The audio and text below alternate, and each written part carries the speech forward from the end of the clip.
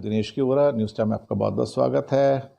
हर बार बहुत बार भारत के संदर्भ में एक चीज सुनने को आती है, India has great potential, great possibility.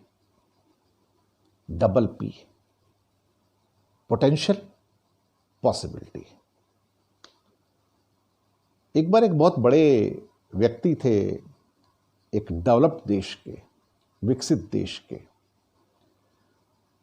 उन्होंने एक दिन क्या कहा कि पिछले 25-30 साल से मैं सुन रहा हूं कि भारत संभावनाओं का देश है, महान संभावनाओं का देश है, पॉसिबिलिटी और पोटेंशियल का देश है।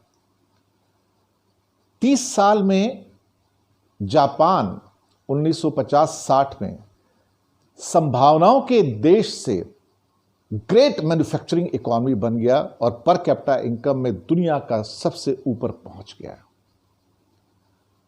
हम 30 साल बाद संभावना के देश में संभावनाओं में ही बैठे हैं, पोटेंशियल और पॉसिबिलिटी पे ही बैठे हैं, और आज भी हमारी पर कैपिटा इनकम $2000 से नीचे है। यानी कि 2P, पोटेंशियल और पॉसिबिलिटी। और हकीकत वी आर पेरिनियली पुअर, यानी कि लगातार हर बार जहां तक देखो हम गरीब हैं। हम एक तरह से कहा जाए परमानेंट पुअर हैं। India is a permanently poor country, a country of potential and possibilities. ये 2P और वो 2P, परमानेंटली पुअर।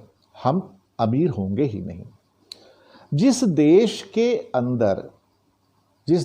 के अंदर 80 करोड़ लोगों को फ्री अनाज देने की नौबत आ जाए प्रधानमंत्री स्कीम के द्वारा, ताकि वो भूखे ना मर जाए, दूसरे वक्त का रोटी नसीब नहीं है, वो देश कहां पहुंचेगा? वो परमानेंटली पुअर नहीं होगा तो क्या होगा?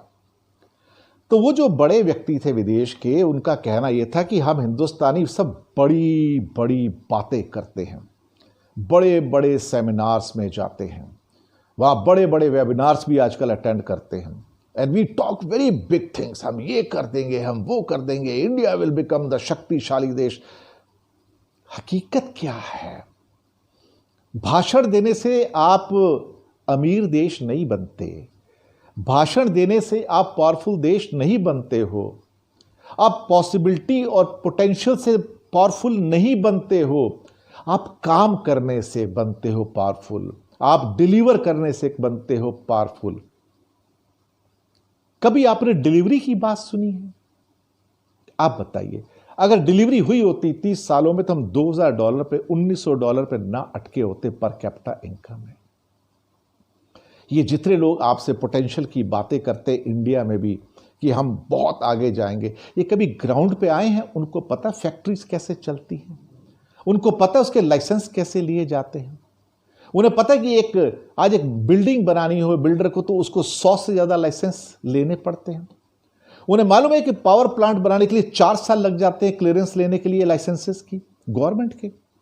उन्हें मालूम है कि एक छोटी सी ऑयल मिल खोलनी हो तेल की तो उसके लिए 30 से ज्यादा लाइसेंस लगते हैं। उन्हें मालूम है कि रेस्टोरेंट खोलने के लिए 40 से ज्यादा लाइसेंस लगते हैं, और उसको देने में कितना करप्शन, कितने पैसे देने पड़ते हैं। जिस देश में लैंड कॉस्ट सबसे ज्यादा हाई हो, जहां पे लेबर बहुत एक्सपेंसिव हो, जहां पे बिजली ₹2.5 पर यूनिट पे प्रोड्यूस करने के बाद ₹25 पर यूनिट पे इंडस्ट्री को बेची जाती हो, उससे यह उम्मीद करना कि वो अपने पोटेंशियल को डिलीवर करेगी। हम तो परमानेंट पुअर हैं साहब। यहां तो सर 1,40,46,00,000 लोग, 1,40,46,00,000 लोग इस देश में, यानी कि टोटल फैमिली गिन लो 4 की हो जाए 6 करोड़ लोग, 135 में से वो लोग हैं जिनकी मंथली इनकम 40,000 रुपए से ज्यादा है। बस 40,000। 40,000 कितने डॉलर होते हैं, कभी किसी ने सोचा है? $100 करीब करीब 7500। और ये 40 का मतलब 7 चौके 28, 7 पंजे 35, यानी $500। आप सोचिएगा, आप सोच के देखिए इसको। इन कंडीशंस में एक कंट्री कहां तक पहुंच सकता है साहब? हमारे हालात कैसे होंगे? हमारे करीब करीब 40 करोड़ लोग ऐसे हैं जिनकी मंथली इनकम 6,000 से 7,000 रुपए से कम है, फैमिली की बात कर रहा हूं। बाकी करीब 60 करोड़ लोग ऐसे हैं जो कि 100 करोड़ के नीचे जो ब्रैकेट है, 40 करोड़ 60 करोड़ की, जिनकी इनकम जो 12,000 रुपये पर मंथ से नीचे है, फैमिली की बात कर रहा हूँ। और बाकी जो उधर बचे हुए 15-20 करोड़ लोग, वो ऐसे हैं जिनकी इनकम 20,000 रुपये महीना है। और वहां पे आप पोटेंशियल की बात करते हैं, पॉसिबिलिटी की बात करते हैं। 30 साल से वही बात हो रही है। अपने देश को मैंने बदलते नहीं देखा, मैंने गरीबों को वैसे ही ईंटें ढोते देखा है, वैसे ही मजदूरी करते देखा। जिस देश में 100 करोड़ लोगों को दूसरे वक्त की रोटी नसीब ना हो और जिसको प्रधानमंत्री योजना के अंतर्गत 5 किलो फ्री अनाज दिया जा रहा है, वहां पे क्या तरक्की हुई दोस्तों, जरा बताएंगे मुझे आप? किस तरक्की की आप बात करते हैं? पोटेंशियल की बात करते हैं। तो हम तो परमानेंटली पुअर कंट्री हैं।